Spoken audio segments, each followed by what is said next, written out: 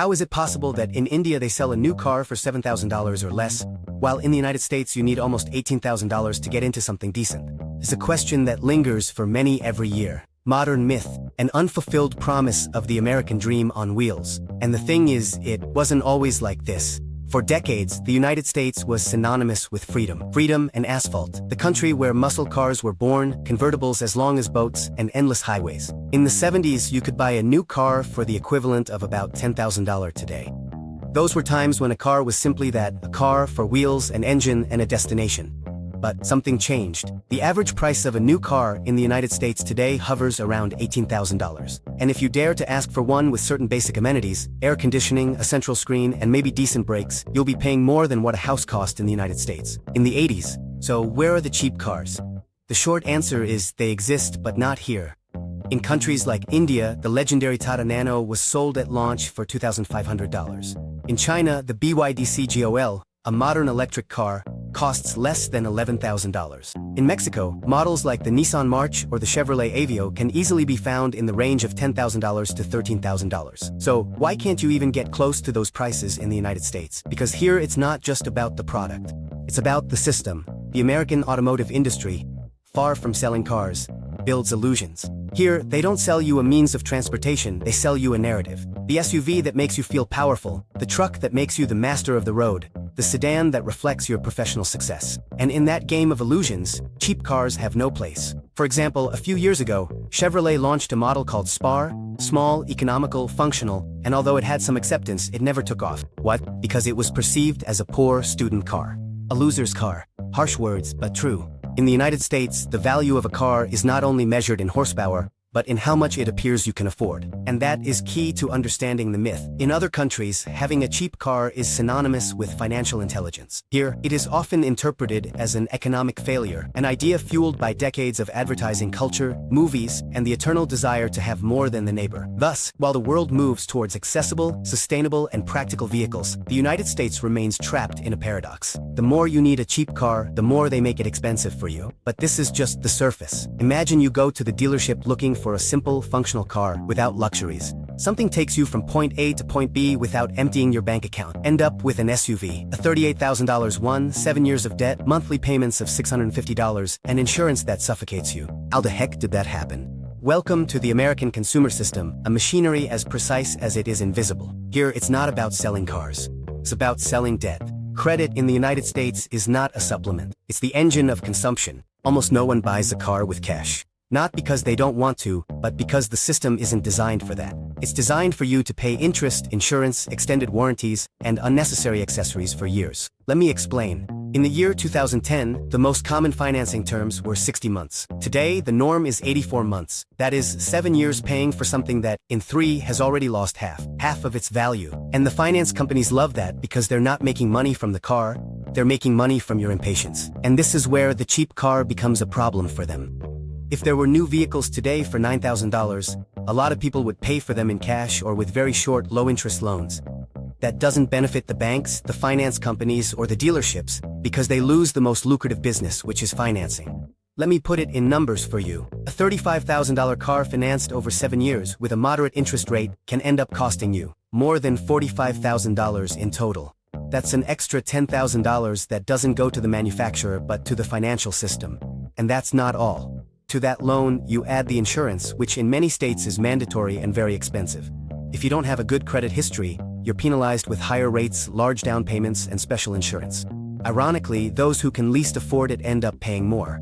It's a cycle, but perfect for them, not for you. Now, one might think that if there were more affordable cars, competition would force prices down, right? Yes, but for that, you'd have to allow foreign brands like BYD or Geely to enter the market strongly. And you can imagine who wouldn't agree with that. Cheap cars aren't scarce due to a lack of technology or materials. They're scarce because the system needs you to stay in debt. And it's not a conspiracy. It's statistics.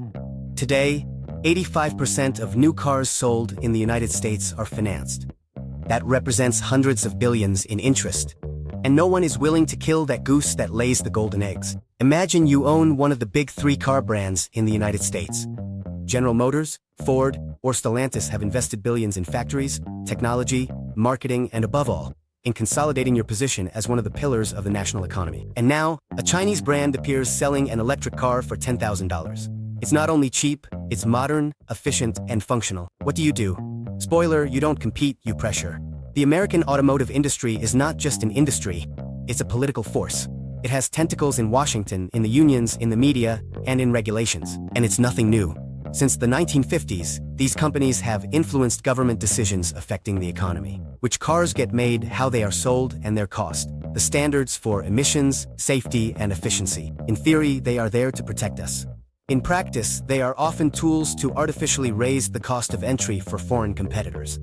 For example, in the United States, a regulatory burden is imposed that significantly increases the cost of producing small cars. Things like dual-side airbags, structural reinforcements, specific crash tests, and mandatory monitoring technology that raise the base cost of any vehicle. Are they necessary? Partly, yes, but the end result is that a cheap car, to comply with all those regulations, stops being cheap. Meanwhile, traditional brands take advantage of this to justify higher prices and avoid true competition. And let's not forget the famous case of the chicken tax, a 25% tariff imposed on imported light vehicles, established in the 1960s, supposedly as economic retaliation. Today, it is used, in practice, to protect locally manufactured pickup trucks and SUVs, severely limiting the entry of tall vehicles. Cheaper alternatives, from abroad, yes, market freedom until it affects my sales. But that's not all. Have you ever wondered why the more affordable cars end up disappearing from the catalogs? Models like the Chevrolet Sonic, the Ford Fiesta, or the Toyota Yaris were discontinued in the United States, although they remain available in other countries. Why? Because selling a $40,000 SUV with the same production costs as a $16,000 compact is much more profitable. Same assembly line, but triple the profit margin. And then the dealerships, which also profit. They make more money with expensive cars, stop promoting the economical models, hide them at the back of the lot, or don't even order them for inventory. This creates the illusion that cheap cars no longer exist. But it's an illusion deliberately constructed. Deep down, the industry has learned a lesson. It's better to sell fewer units, but much more expensive ones, to a debt-ridden public that doesn't know how to say no. And if that means shutting the door on more affordable brands or crushing economical models that do work, they will do it. Because this isn't about mobility, it's about market control. Because in the United States, a car isn't bought out of necessity, it's bought to prove something. And that, although it may seem superficial, is one of the deeper reasons why cheap cars have no future in this country. In the United States, the car has always been a symbol of freedom, progress, and status. From the giant Cadillacs that defined the 60s to the black SUVs with tinted windows that today seem like uniforms of silent success. And here lies one of the great tragedies of the automotive market. Cheap cars don't fit into that narrative. If you drive a small, austere car without screens or LED lights, the first thing people assume is that you're going through a tough time. Yes, even if you bought it outright, debt-free, and purely for financial intelligence. Because success in this culture must look expensive. It doesn't matter if you pay $800 a month for something you don't need. As long as they see it, as long as they hear it roar, as long as it shines, then it's worth it. And that's why brands that tried to introduce more affordable vehicles ran headfirst into that cultural wall. Do you remember the Tata Nano? An ultra-cheap car from India, advertised as the cheapest in the world. The project was ambitious. They wanted to bring it to America and break the market, but they made a fatal mistake. They promoted it as a cheap car. And in the United States, that's like wearing a t-shirt that says, "I have no money." It didn't even enter the market. The same thing happened to the Scion IQ, a compact car from Toyota, modern, urban, sleek, and completely ignored. The reason? Too small, too cheap. In a country where even coffee is served extra large, a car less than 3 meters long simply doesn't convey status. Meanwhile, the best-selling cars are not the cheapest ones. They are the giant trucks, the 7-seater SUVs, the redesigned muscle cars with unnecessary V8 engines, vehicles that, in other countries, would be considered extreme luxuries. Here they are the aspirational standard. And that has consequences because that obsession with the car that defines who you are not only influences personal decisions, it also affects which vehicles brands dare to launch. No one wants to produce something that will be perceived as a loser. So brands invest millions in aggressive design, in interiors with huge screens, in paint that looks like it's straight out of a science fiction movie. Also, you feel important behind the wheel, and that, obviously, drives up the costs. But the big question is, what would happen if suddenly safe, well-designed, and cheap electric vehicles burst into the market? Imagine that tomorrow a shipment of compact electric cars lands at the port of Long Beach, well-equipped, modern, and with a starting price of $10,000. Not used, not rebuilt, not walking spare parts, new.